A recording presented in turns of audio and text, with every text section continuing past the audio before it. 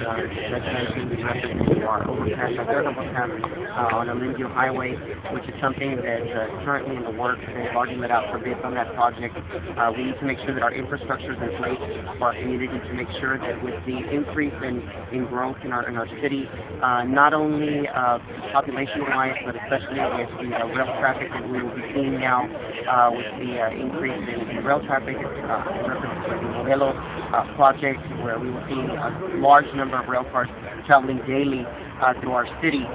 We will need to have the infrastructure in place for our community to run our traffic to run smoothly in and out of the community.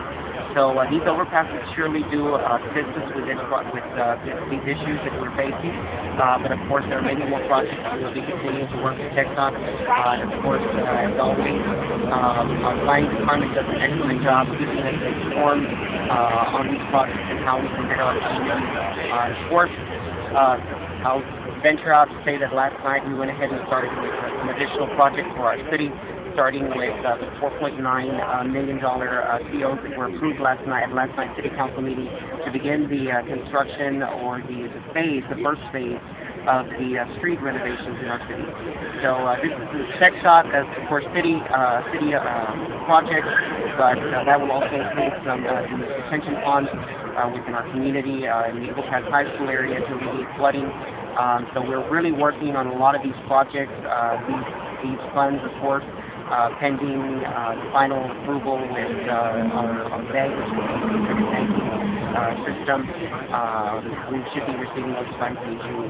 So there are several projects that are coming to our community, and we just inform the community that we will be experiencing some growing pains, but we're ready to continue with the process. And the $4.9 million that you received notification of yesterday, are you all going to follow the same type of pattern that you followed in the past? I know that there was some money that was just it's not following through the budget. As far as the project overall, public works, what we discussed yesterday was we need to save money, but we also need to be efficient as far as the number of projects we complete.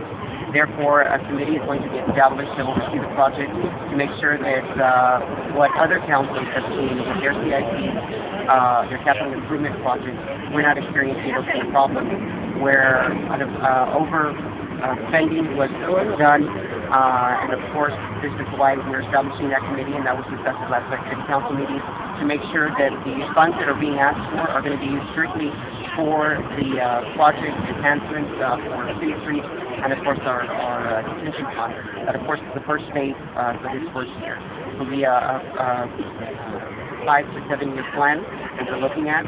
What has been given to all of the media sources to inform you all of the different ways that administration is looking at funding these projects. So transparency is a big issue for you. Very important, especially for our community.